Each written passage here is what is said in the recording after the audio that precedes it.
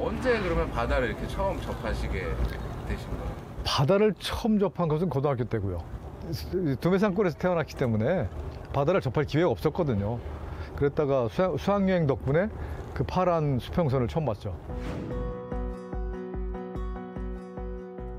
전국 대학연합 잠수회라는 그 동아리가 있었는데 거기에 찾아갔죠. 찾아갔더니 뭐 친절하게 이제 무료로 진짜 가르쳐 주시고 덕분에 정말 경제적으로 접하게 됐는데 거기 활동 중에 중요한 활동이 그 강을 탐사하거나 바다를 탐사하는 그런 모험 활동을 주로 했었어요. 모험을 성공하고 나니까 동료들한테 야 우리 그러지 말고 세계 4대 강을 다 해버리자.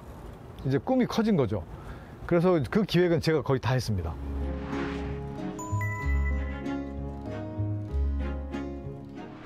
미술을 전공하셨는데 나와서는 다른 일을 하셨어요. 이 미술을 하는 사람들의 이제 가장 심각한 문제가 경제력입니다. 그런데 제가 사업을 하기는 좀 그렇고 방송 일을 하면은 월급은 받을 수 있잖아요. 그래서 그럼 뭐 먹고 사는 건 해결되겠다 이렇게 생각을 하고 이제 그런 공부를 안 했으니까 유학을 가서 그 공부를 해보자 이렇게 생각을 하고 일본 유학 갑니다.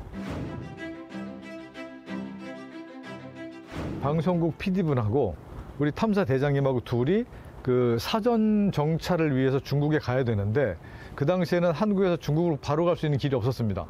국교가 수교가 안 돼 있기 때문에 일본을 통해서 갈 수 있었어요. 그래가지고 제가 일본에 있으니까 저를 찾아온 거예요. 이거 기획 네가 처음에 한 건데 성사 됐으니 같이 가자. 기억에 남는 일 많았죠. 예를 들어서 일본의 그 굉장히 큰 지진, 한신 대지진 고베에서 일어났을 때 현장에 들어가서 2주일 동안 취재했거든요.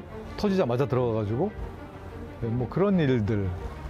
또 예를 들면 우리나라에서 큰 그 배사고, 세월호 사고 같은 것도 이제 나자마자 한 45일 동안 취재했던 기억도 나고 그런 여러 가지 그 역사와 함께했던 것들이 저의 그 방송 생활이었던 것 같습니다.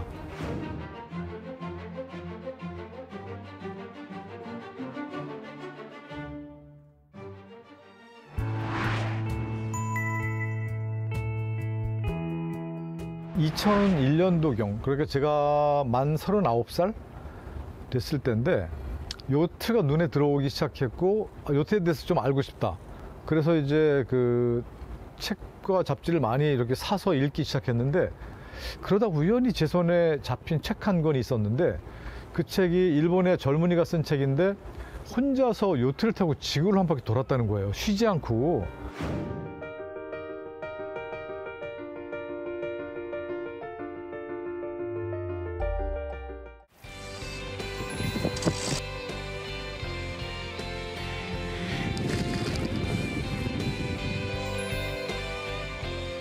인도양을 미리 횡단했었고 태평양을 횡단하니까 이 바다의 시스템을 이해하게 되더라고요.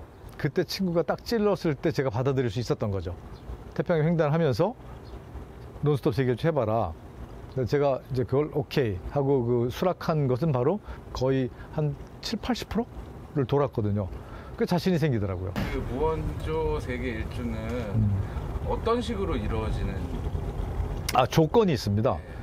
이제 반드시 혼자 가야 될 것, 지구상에 존재하는 모든 경도를 통과할 것, 적도를 2회 이상 통과할 것, 항해 도중에 어떠한 지원도, 물리적 지원도 받으면 안 될 것, 그 다음에 출발한 항구로 반드시 되돌아올 것, 항해 총 거리가 지구의 적도 둘레인 4만 km보다 더 길게 항해할 것. 이 정도네요. 이 기준이 있어요. 왜 그런 기준이 정해졌느냐면 출발하는 나라가 다 다르잖아요. 그래서 뭔가 그 비슷한 조건에서 경쟁을 하자라는 의미에서 붙여진 조건들입니다. 이제 하나 뺐다. 7가지인데 항해 도중에 어떠한 항구에도 정박하면 안 된다. 이것은 앵커링도 포함됩니다. 닷을 내리는 행위도 안 돼요. 일단 목표를 설정하고 도전하는 데까지 13년 걸렸고요.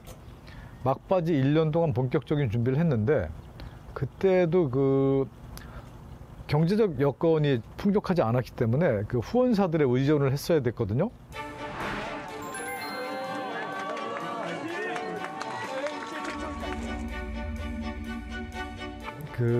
이제 드디어 내가 목표로 했던 도전에 시작을 하는구나 라는 그런 충만감, 떨림 막 이런 게 있어가지고 누군가가 잘 다녀오세요, 그리고 뭐 김승진 최고다 이렇게 막 옆에 배에서 소리를 질러줘.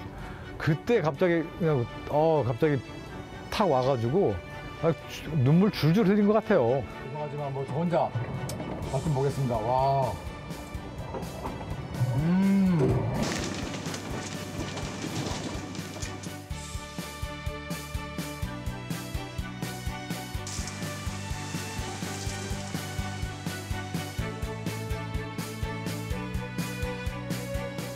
일단 뭐 이제 더운 곳에서는 옷을 벗고 살았고요. 이제 처음으로 모든 식사를 스스로 해결해야 되는 생활을 한 거예요. 나중에 이제 한 달 반 정도 남았을 땐가 식량을 체크해 보니까 식량이 거의 없는 거예요. 그래서 작은 물고기들이 있는 데를 제가 알고 있어서 거기 가서 채우면 되지 하고 이제 동중국에 올라갔는데 하루에 참치 4마리 잡았어요. 이걸로 끝. 그 이상 필요 없잖아요. 냉장고에 넣어놓고 그걸로 국 끓여 먹었죠. 김치국. 항해 47일째인가? 잠시 안에 들어가서 쉬었다 나왔는데 배 주변을 돌고래가 포위하고 있어요. 와우. 야, 이 돌고래 등만 다 나와 있는 거예요. 그 수백 마리가 완전히 360도 다 둘러싸고 있더라고요. 이거 뭐지? 그래서 이제 그 셀카봉에 이제 고프로 달아가지고 물속에 집어넣었죠. 촬영하려고. 근데 거리가 머니까 자세하게 안 찍히더라고. 그래서 에이, 내가 쫓아 들어가자. 그리고 이제 수영복 입고 뛰어 들어갔어요. 촬영으로 막 갔죠. 근데 이 녀석들 내가 가니까 도망가더라고. 그래가지고 한참을 따라가다 보니까 배에서 멀어진 거죠. 그때 상어가 나타난 거예요. 야, 저는 그런 정신적 충격을 처음 받아본 것 같아요. 상어가 딱 보이는 순간 내 인생이 이렇게 끝나는구나. 딱 그 생각이었습니다. 아무 생각도 안 나고.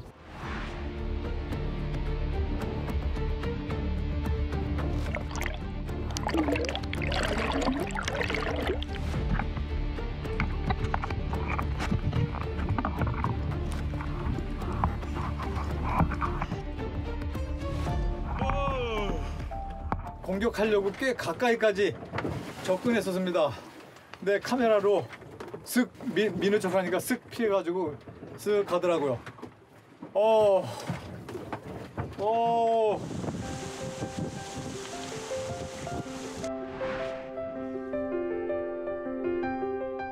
정확하게 207일 걸렸습니다.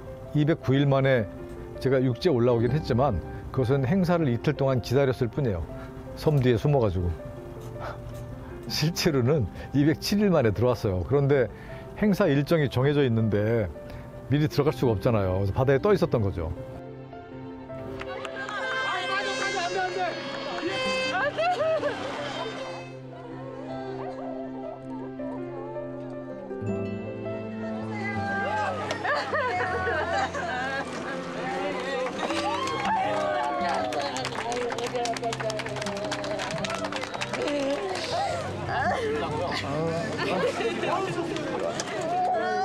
끊임없이 도전하는 사람, 끊임없이 달려가는 사람, 사실은 저만 그렇지 않을걸요?